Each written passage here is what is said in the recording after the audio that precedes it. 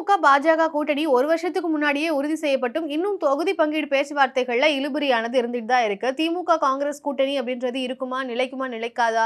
அவங்களே இந்த மாதிரியான பிரச்சனைகள்லாம் போய் முடிஞ்சு அவங்களே இப்போ தொகுதிகள் இத்தனை அப்படின்றது பேச்சுவார்த்தை முடித்து ஒரு கன்க்ளூஷன் வந்துருச்சு. ஆனா பாஜக அதிமுக அப்படின்ற அந்த கூட்டணி ஒரு வருஷத்துக்கு முன்னாடியே முடிவு செய்யப்பட்டு இப்போ வரைக்கும் ஒரு காரசாரமான விவாதங்கள் தான் எடப்பாடி பழனிசாமி அவர்களுக்கும் பாஜகவுக்கும் இடையே போயிட்டு இருக்கு. என்ன நடக்குது அப்படின்றத பத்தி தான் இந்த காணொலியில நம்ம பார்க்க போறோம்.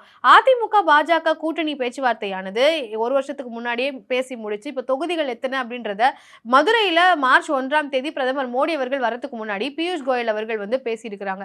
அப்படி பேசும்போது எடப்பாடி பழனிசாமி அவர்கள் கிட்ட அவர் வச்ச கோரிக்கைகள் எடப்பாடி பழனிசாமி அவர்களுக்கு ஒரு நெருடலை தான் ஏற்படுத்தியிருக்கான். அந்த காரசாரமான விவாதங்கள் சரியான முறையில முடியாம எடப்பாடி பழனிசாமி அவர்கள் டெல்லிக்கு பறந்து அதாவது அமித்ஷா அவர்களை சந்திச்சிருக்கிறாரு. அங்கேயாவது இது கன்க்ளூஷன் வருமா அப்படின்றது தான் எதிர்பார்த்து காத்திருக்கிறாங்க அதிமுக பாஜக கூட்டணி. என்ன நடக்குது அப்படின்னு பாத்தீங்கன்னா, பாஜக 70 தொகுதிகளாவது வேணும், எங்களுக்கு கிட்டத்தட்ட 70 சீட்ஸாவது வேணும் அப்படின்னு சொல்லி பியூஷ் கோயல் அவர்கள் ஒரு லிஸ்ட்டை கொடுத்திருக்காரு. அந்த லிஸ்ட்ல பார்த்துதான் எடப்பாடி பழனிசாமி அவர்கள் அதிர்ச்சி அடைந்து இதெல்லாம் சாத்தியமே இல்லை அப்படின்னு சொல்லி கோபம் அடைஞ்சிருக்கிறாராம். என்ன நடந்தது அப்படின்னு பாத்தீங்கன்னா, 2019 பாஜக போட்டியிட்டு அவங்களுக்கு இருந்த வாக்கு வங்கின்னு பாத்தீங்கன்னா 3.7% வாக்குகள் தான் வச்சிருந்திருக்காங்க. அப்படி இருக்கும் போதே நீங்க 2021 பாஜகவுக்கு 20 தொகுதிகள் கொடுத்திருக்கீங்க. ஆனா நாடாளுமன்ற தேர்தல் 2024 நாடாளுமன்ற தேர்தலில் பாஜக 11.7% நாங்க வாக்கு வங்கி வச்சிருக்கிறோம்.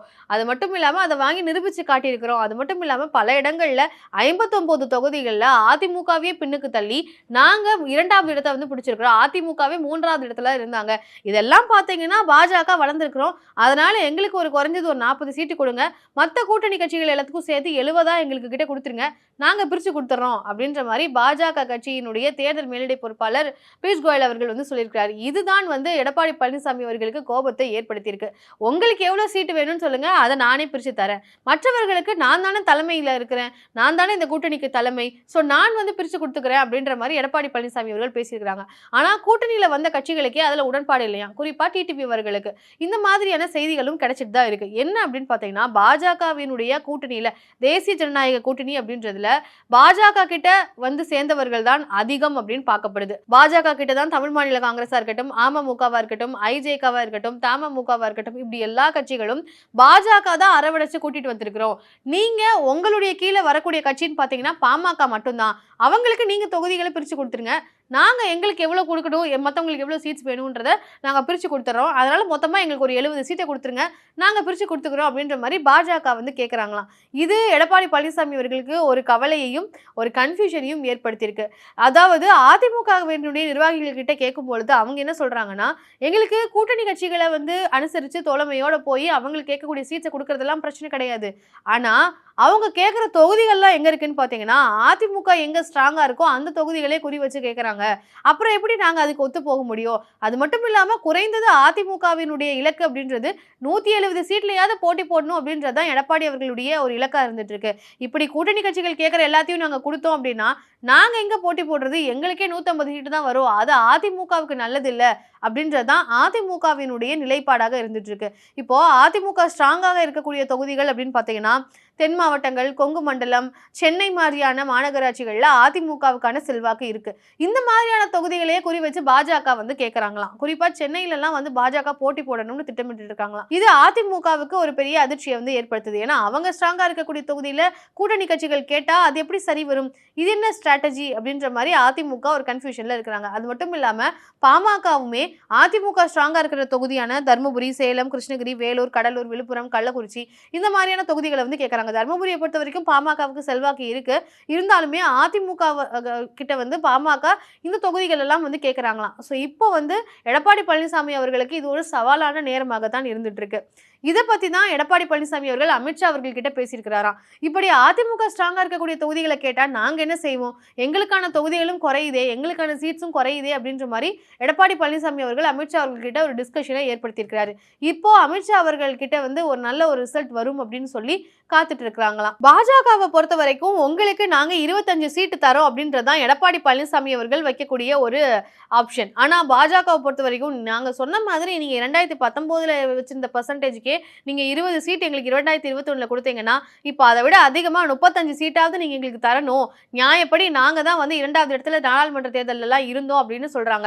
ஆனா எடப்பாடி பழனிசாமி அவர்களுடைய கணக்கு மற்றும் நிறைய கருத்துக்கள் அரசியல் விமர்சகர்கள் எல்லாம் முன்வைக்கிறது என்னன்னா, பாரதிய ஜனதா கட்சி வந்து 2024 நாடாளுமன்ற தேர்தலில் வாக்கு வங்கி அப்படின்னு அவங்க சொல்லி கிளைம் பண்றது வந்து முழுக்க முழுக்க அவங்களுடைய வாக்கு வங்கி கிடையாது அப்படின்றதுதான் அவங்க வைக்கக்கூடிய ஃபர்ஸ்ட் பாயிண்ட். என்னன்னா, பாஜக தலைமையிலிருந்து போட்டி போட்ட வேட்பாளர்கள் அப்படின்னு பார்க்கக்கூடியவங்களுக்கு தனிப்பட்ட வகையில அவங்களுக்குனே வந்து செல்வாக்கு இருந்தது. இப்ப KC சண்முகம் அவர்களா இருக்கட்டும், அவரெல்லாம் வந்து பாஜகவோட சின்னத்துல போட்டி போடலைன்னாலுமே அவருக்கு அந்த வாக்குகள் வந்து வந்திருக்கும். ஸோ அது வந்து பாஜக கட்சிக்கு கிடைச்ச வாக்குகள் அப்படின்னு அதை சொல்ல முடியாது.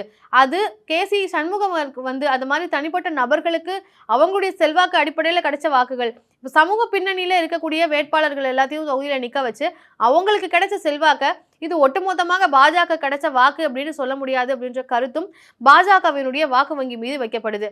அது மட்டும் இல்லாம சௌமியா அன்புமணி அவர்கள் வந்து போட்டி போடுறாங்க அப்படின்னா அந்த தொகுதியில வந்து சௌமியா அன்புமணிக்கு வாக்கு கிடைக்குதோ கிடைக்கலையோ அந்த இடத்துல சௌமியா அன்புமணி அவர்களை காட்டிலும் வேற யாராவது பாமகவில் இருந்து ஒரு வேட்பாளர் நிற்கப்பட்டாலும் அங்க வந்து அதே ஒரு வாக்கு வங்கி அவங்களால பெற முடியும்.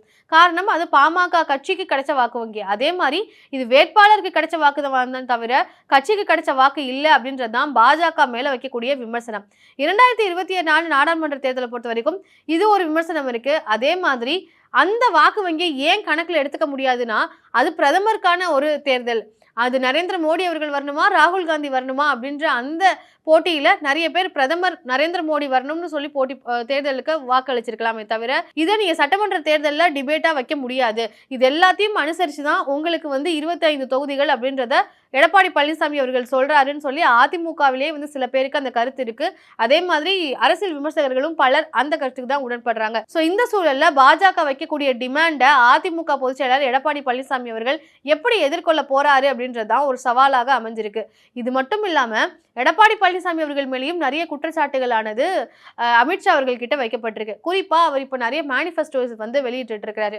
முதற்கட்டம், 2ஆம் கட்டம், 3ஆம் கட்டம் வரைக்கும் தேர்தல் வாக்குறுதிகளை வந்து கொடுத்திருக்காரு. இதுல ரேஷன் கார்டுக்கு 10,000 அதிமுக வந்து சீட்ல அமர்ந்ததுக்கு அப்புறமா 10,000 ரூபாய் கொடுக்கப்படும் அவர் சொன்னது பொதுமக்கள் கிட்ட போய் சேர்ந்திருக்கான்னு கேட்டா நிறைய சேரவே இல்லை. அதிமுகவினுடைய வேலைப்பாடுகள் அந்த அளவுக்கு சரியா இல்லை அப்படின்ற மாதிரியான ஒரு குற்றச்சாட்டு அமித்ஷா அவர்கள் கிட்ட முன்வைக்கப்பட்டிருக்கான். அது மட்டும் இல்லாம அதுக்கு முக்கிய காரணம் என்ன அப்படின்னு பாத்தீங்கன்னா, ஸ்டாலின் அவர்களும் அதே சமயத்துல 5,000 ரூபாய் 3,000 ரூபாய்னு சொல்லி வாக்குறுதிகள் கொடுத்ததோடு அதை நிறைவேற்றக்கூடிய இம்ப்ளிமெண்ட் பண்ணக்கூடிய இடத்துல அவர் இருக்கிறதுனால அதுதான் சீக்கிரமா மக்கள் கிட்ட போய் சேர்ந்தே தவிர அதிமுக வைக்கக்கூடிய வாக்குகள் சேரல அப்படின்றதுக்கு அது ஒரு முக்கிய காரணமாக இருந்துட்டு இருக்கு. ஸோ இது எல்லாமே வந்து அமித்ஷா அவர்கள் கணக்குல எடுத்துதான் எடப்பாடி பழனிசாமி அவர்கள் வைக்கக்கூடிய அந்த ஒரு டிமாண்டுக்கு சரி வருவாங்களா இல்லையா அப்படின்றது தெரிய வருமா. அது மட்டும் இல்லாம டிடிவி அவர்களுமே எடப்பாடி பழனிசாமி அவர்கள் மேல ஒரு குற்றச்சாட்டை வைக்கிறாரு. என்ன அப்படின்னா, 2021 தேர்தலையே எங்களோட அனுசரிச்சு போயிருந்தா வெற்றியை வந்து பிடிச்சிருக்கலாம். அவருடைய வீணான தேவையில்லாத பிடிவாதத்தினாலதான் இப்படி வெற்றியை வந்து கோட்டை விட்டுட்டு இருக்கிறாரு.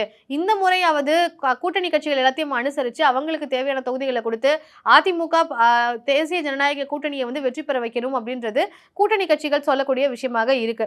இப்போ அமமுக, தமிழ் மாநில காங்கிரஸ், IJK, தமிழக மக்கள் முன்னேற்ற கழகம், அதாவது தமிழக மக்கள் முன்னேற்ற கழகம் எல்லாம் வந்து மூன்று சீட் வந்து கேட்கறாங்களாம். புரட்சி பாரதமும் 3 சீட் கேட்கறாங்க. அதே மாதிரி தமிழ் மாநில காங்கிரசினுடைய GK வாசன் அவர்கள் வந்து MP சீட் வந்து கேட்டிருந்து அது நிராகரிக்கப்பட்டு பாட்டாளி மக்கள் கட்சிக்கும் அதிமுகவுக்குமே வந்து எடப்பாடி அவர்கள் கொடுத்திருந்தாரு. இந்த நிலையில அவங்க கேட்கக்கூடிய சீட்ஸை யாரு பூர்த்தி செய்வாரா அப்படின்றது அவங்களுடைய எதிர்பார்ப்பா இருக்கு. இப்படி எல்லா கட்சிகளுக்கும் எல்லா கூட்டணி கட்சிகளுக்கும் வந்து ஒரு எதிர்பார்ப்பு இருந்துகிட்டு இருக்கு. இதை எல்லாத்தையுமே வந்து எடப்பாடி பழனிசாமி அவர்கள் எப்படி சரி செய்ய போறாரு, இந்த சவால்களை எப்படி வெற்றி பெற போறாரு அப்படின்றதுதான் இப்போ ஒரு டிஸ்கஷன் பாயிண்டா மாறி இருக்கு. குறிப்பா ஒரு கட்சி வந்து ஆட்சியில இருந்தாலே மக்கள் மத்தியில ஒரு ஆன்டி இன்குமென்சி, ஒரு எதிர்ப்பலை அப்படின்றது இருந்துட்டு தான் இருக்கும். அதே மாதிரி இப்போ திமுக ஆட்சியில இருக்கும் பொழுது ஏகப்பட்ட பிரச்சனைகள், நிறைய போராட்டங்கள், மக்கள் மத்தியில அதிருப்தி, இப்படி பல விஷயங்கள் இருக்கு. மக்கள் மத்தியில ஒரு அதிருப்தி இருக்கக்கூடிய சூழ்நிலையே அதிமுகவால வெற்றி பெற முடியல அப்படின்னா எப்போ அதிமுக வெற்றி பெற முடியும் அப்படின்ற ஒரு சவாலும் இப்போ எடப்பாடி பழனிசாமி அவர்களுக்கு இருக்கு. இந்த சூழலை தனக்கு சாதகமாக பயன்படுத்தி வெற்றி கனியை எடப்பாடி அவர்கள் பிடிப்பாரா? பாஜக அதிமுக இந்த கூட்டணி பிரச்சனைகள் எல்லாம் சரி வருமா? இதெல்லாம் எப்படி போகுது அப்படின்றது வரக்கூடிய காலங்கள் தான் தீர்மானிக்கும். உங்களுக்கு என்ன தோணுது? எடப்பாடி பழனிசாமி அவர்கள் வைக்கக்கூடிய டிமாண்ட்ஸ், பாஜக வைக்கக்கூடிய டிமாண்ட்ஸ், இது எல்லாத்தையும் வந்து எடப்பாடி பழனிசாமி அவர்கள் எப்படி சரி செய்ய போறாரு? அதுக்கு உங்களுடைய பார்வை என்ன அப்படின்றத கண்டிப்பா கமெண்ட்ல சொல்லுங்க. நன்றி.